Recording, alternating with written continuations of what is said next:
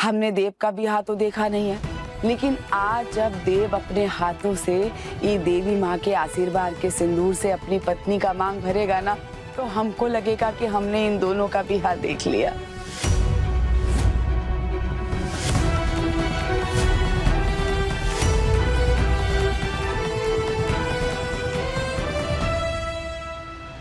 चल बेटवा, ये सिंदूर अपनी पार्वती की मांग में भर दे।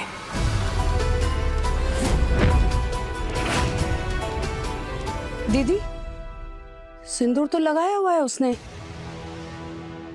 मतलब कल नहा धो के लगा लेगी। अरे अम्बा रानी, क्या हो गया है तुमको? अरे वो बाजार का सिंदूर है, ये माता रानी के आशीर्वाद का सिंदूर है? फर्क नहीं आका दोनों में। बिटवा को दो, अपनी पत्नी के मांग में भर देंगे।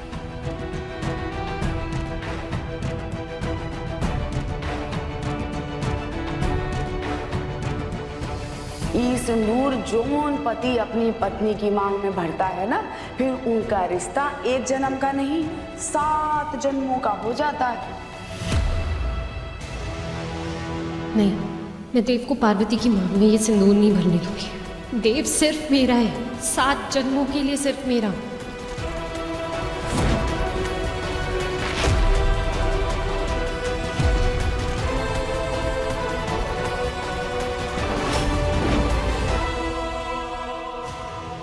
चलो देव।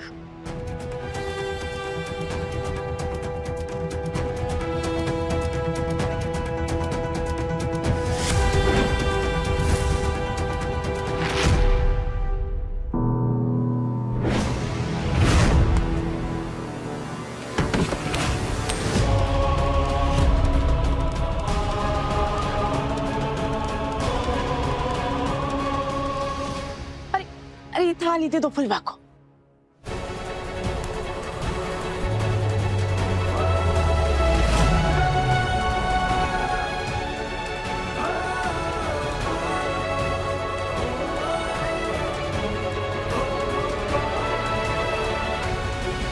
लगी तो नहीं?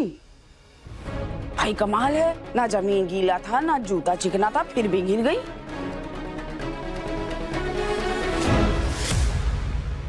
अरे ये देखो बहू रानी को खुदा ही भर ली अपनी मांग।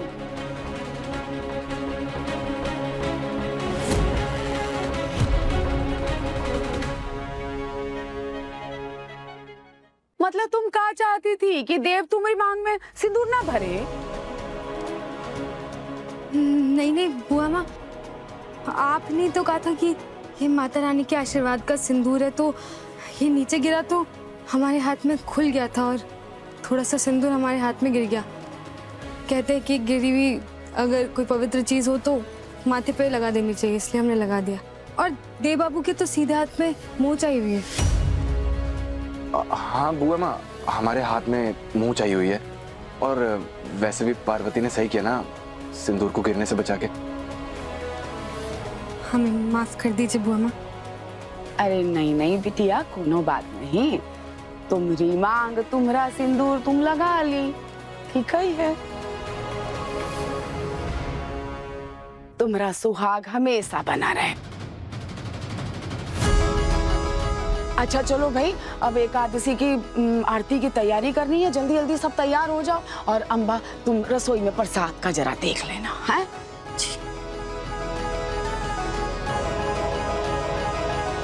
चल बाबूरिया। देव बाबू, आपको कम से कम नलिनी जी से तो बात करनी ही चाहिए। उन्हें तो सच बता ही देना चाहिए, क्योंकि सबसे ज्यादा गलत उनके साथ हो रहा है।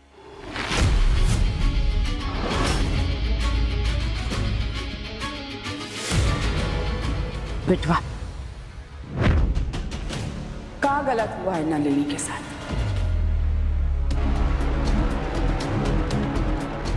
हाँ बहुरिया, बताओ, पूछ रहे हैं कुछ? अब वो बुआ माँ, हम कुछ तो बात जरूर है। तुम कह रही थी देव से, हम सुने। बुआ माँ, 50 चीजें चलती रहती है इसके दिमाग में, तो कभी भी कुछ भी बोल देती है। क्यों पारो? पारो? तुम्ही को पारो कह के पुकारते हो? अच्छा है, सुंदर लगता है कानों को। पारो का देव, पारो और देव की प्रेम कहानी। ना जाना लगे दोनों को। चलो अब जल्दी आ जाओ, आरती का समय हो रहा। हाँ, आजा आजा।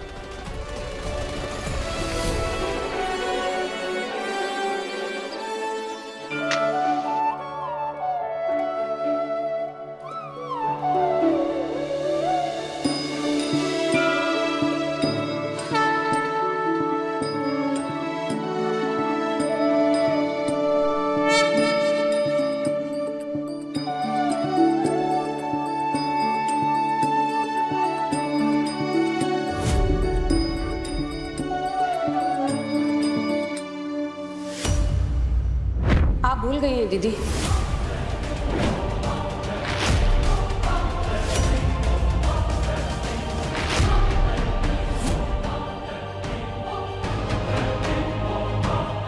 मतलब पूजा की थाल आप उठा रही हैं? हाँ बड़ी जीजी, इस घर में अंबिका जीजी आरती करती हैं। और किसी को करने देंगी तब ना। बिल्कुल सही।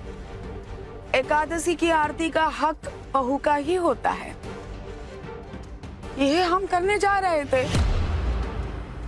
अब तो ही शुभ कार्य करना है तो तू कर ले। जा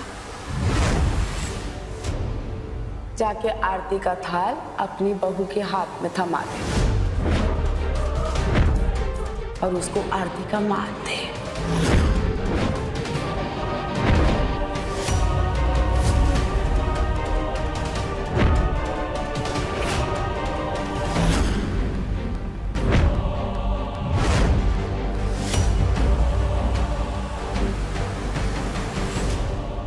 अरे ओ बहुरिया, कितना पीछे काहे खड़ी हो? यहाँ आ जाओ पास में।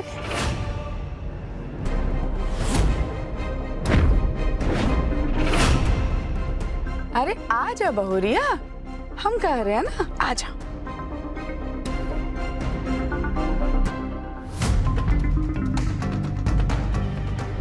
हाय मोरी मैया, तुम्हें पता नहीं है का इस घर में सिर्फ अंबिका जीजी ही आरती करती है?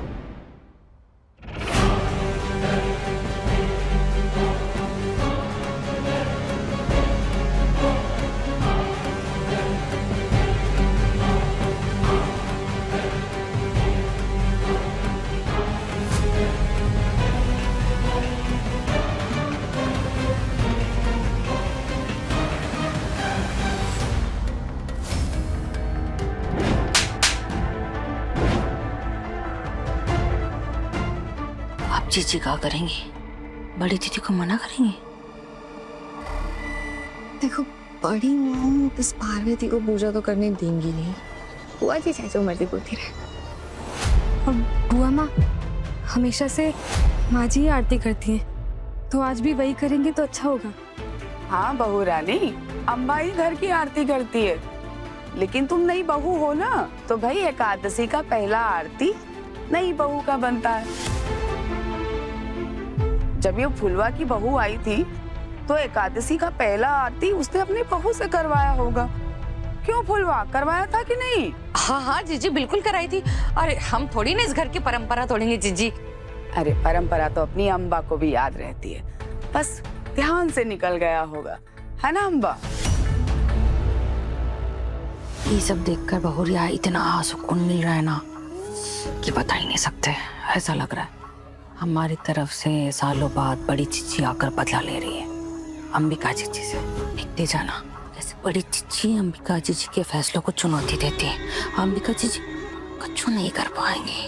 इसका मतलब तो ये हुआ ना कि बड़ी मम से ज्यादा पावर बुआ जी के हाथ में है। उनको पढ़ाना शुरू करना पड़ेगा। तो ये कह रही बहुरिया। अम्बा दे थाली अपनी बहू के हाथ में।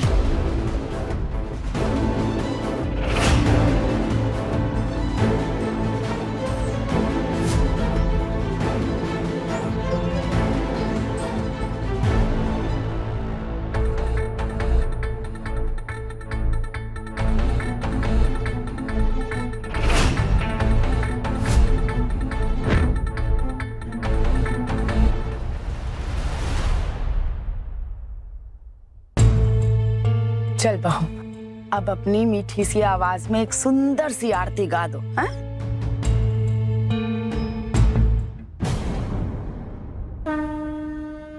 ओम जय जगदीश हरे, स्वामी जय जगदीश हरे। भक्त जनों के संकट, दास जनों के संकट क्षण में दूर करे।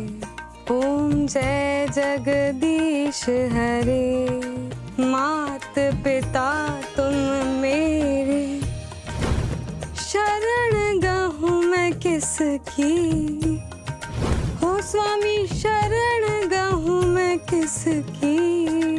तुम बिन और न दूजा, प्रभु बिन और न दूजा। आस करूं मैं किसकी।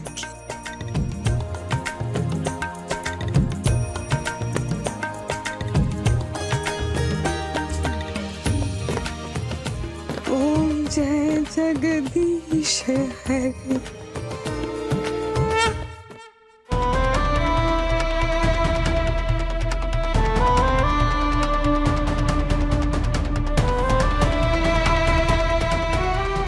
वाह वाह, कितना सुंदर गाती हो, नजर न लगे किसी का। ऐसा लगा जैसे रेडियो पे किसी बहुत बड़ी गायिका का आवाज सुन रहे हैं। बहुत सुंदर गाई।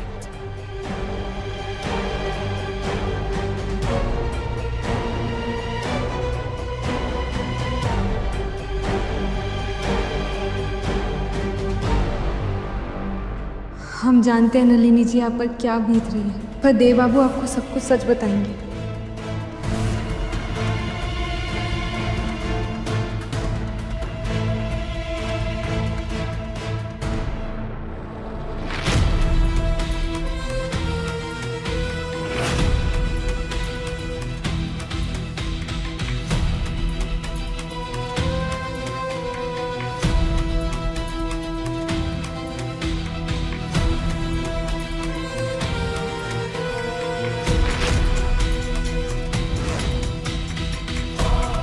हमें माफ़ कर देना माँ जी। हम जानते हैं कि ये अधिकार आपका है, हमारा नहीं। हम शर्मिंदा हैं इस झूठ के लिए। देव बाबू और हम पूरे परिवार से झूठ बोल रहे हैं, पर ये सब हम बुआ माँ की भलाई के लिए कर रहे हैं।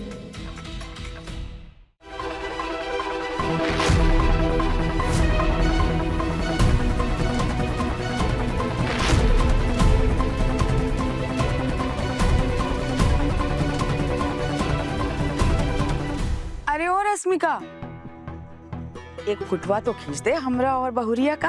हाँ? आजा।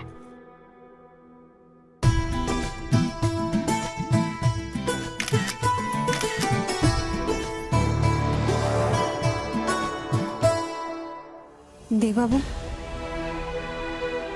पारो, हमें माफ कर दो।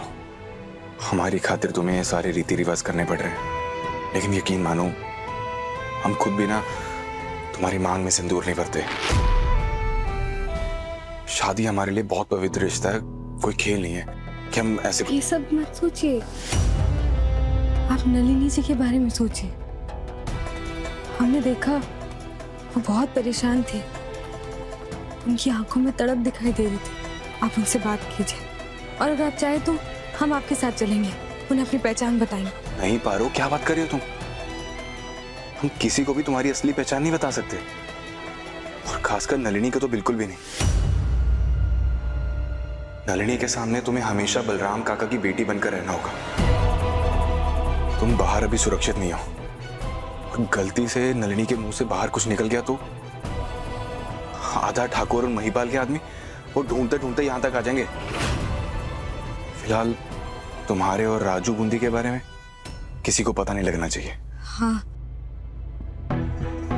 पर इसकी वजह से नलिनी जी का दिल जो रोज 100 बार टूटेगा, उसका क्या?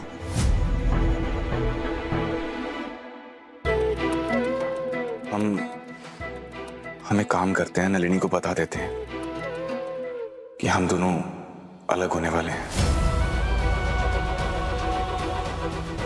बुआ माँ की खातिर हम दोनों साथ में हैं। और साथ होने का नाटक कर रहे हैं। इससे उसकी उम्मीद भी बनी रहेगी। हाँ, इतना तो करना ही चाहिए।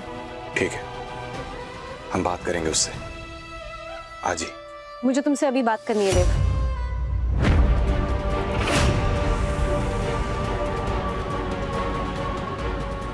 हाँ, हमें भी।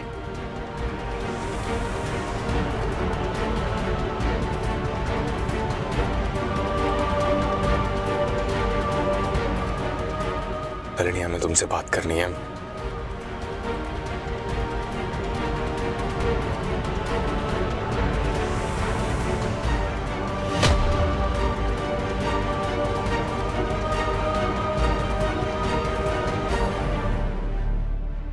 नलिनी, प्लीज रो मत।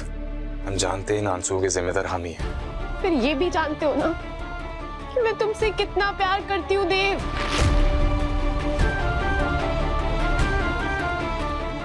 हे गंगा जीजी, सब ठीक कर देना उन दोनों के बीच।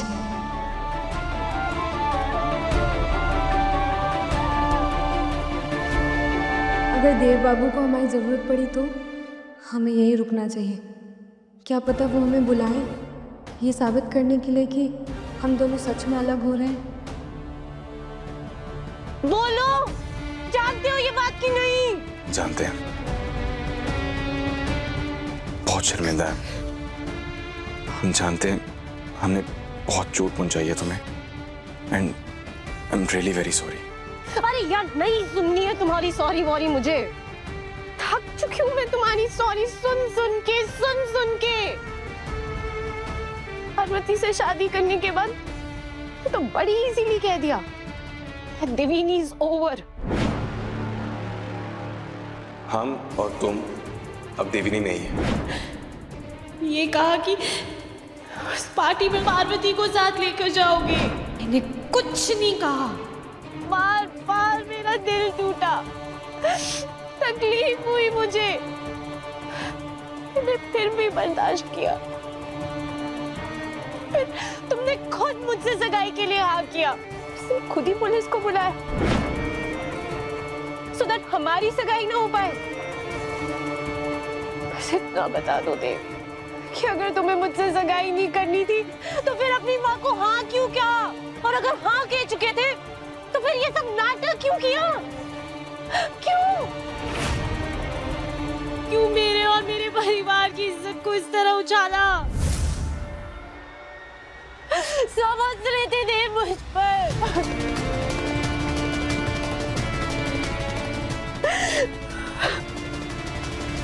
Nalini, I am really very sorry. अरे क्या करूं तुम्हारी सॉरी का? मैं अचार डालूं क्या? अचार डालूं।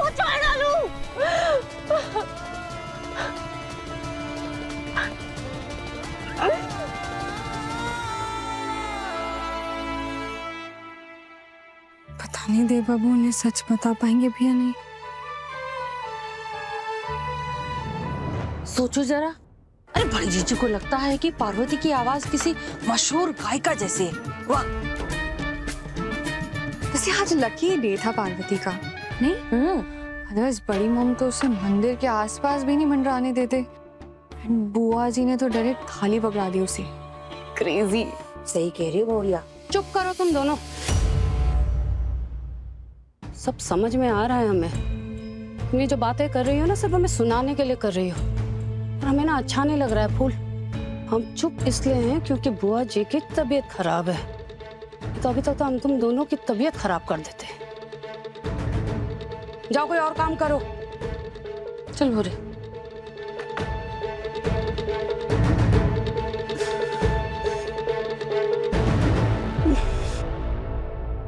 अरे ओ अम्बा, तनिक चलो हमारे साथ, बहुरिया को नेक देना है। हम दीदी, इतना सारा फैलाव पड़ा है, हम तो ये समेट रहे हैं। आप भी आइए ना। अम्बा, तुमको ना बादाम का पंजीरी खाना चाहिए। सच में तुम सब भूलती जा रही हो। अरे बहू का नेक है, ये तो सास को ही दे पड़ी ना, तो हम कैसे देंगे? चलो।